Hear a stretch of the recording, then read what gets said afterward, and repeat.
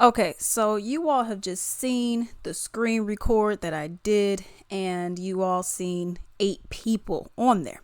Okay, so there is an update to this story. At first, it was 7 accused of brutally murdering, torturing this 20-year-old woman.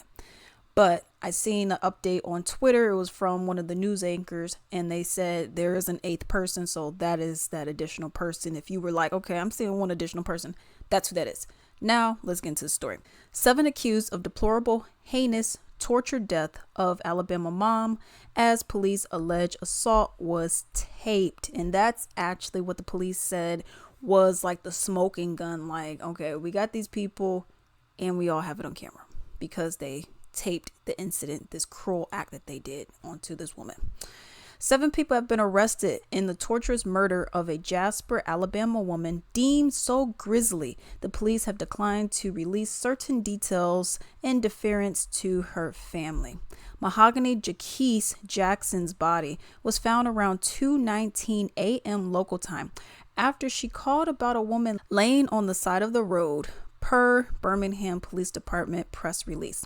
The 20-year-old was pronounced dead at the scene from an apparent gunshot wound. In the hours before her death, Mahogany texted her mother for help, saying she had been kidnapped. And the text actually said, "Send the police, apartment 3, held hostage, don't call." Okay, it's like, you know how when you had telegrams, you got to just get the key points in there. We're not going to say, "Hey mom, I need help," and no, we got to get the key points in there as quickly as possible. That's what she ended up texting her mother.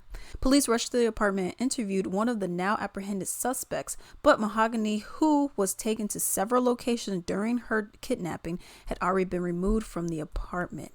At the press conference, the chief declined to enumerate the different locations where Mahogany was taken or where she was ultimately shot to death, calling the facts of her killing absolutely disgusting.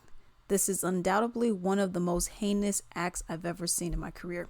Although police have not released a motive for the murder, the chief said that Mahogany knew the 7 suspects who allegedly videotaped portions of her torturous last hours.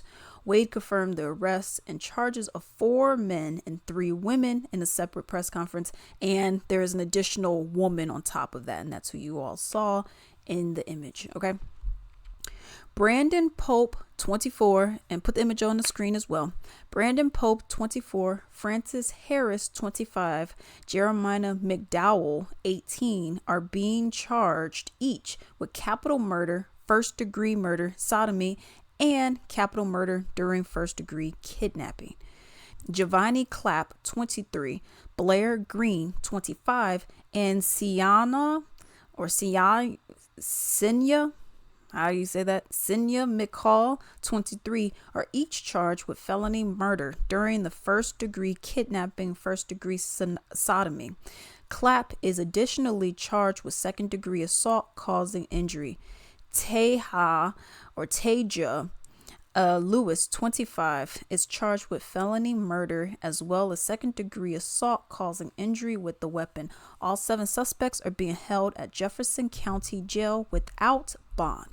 Birmingham police began investigating Mahogany's disappearance as a missing persons case following her text message, the chief said, noting that her family's quick response and citizens' participation in the search led to the quick apprehension of the 7 suspects. It is not immediately clear if the 7 suspects have been arraigned or retain lawyers. And I actually want to go and put up this post that I seen on Twitter. It says dozens of people are gathering at the Serenity Apartments in Powderly to remember 20-year-old Mahogany Jackson.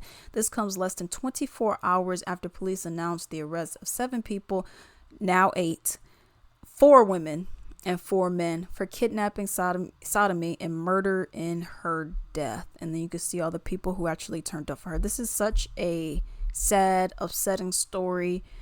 I can't even say what I would love to happen to these people. Now, my question is this: who exactly were they? Because they don't know yet of all the other details. At least they're not, divulging them to us anyways.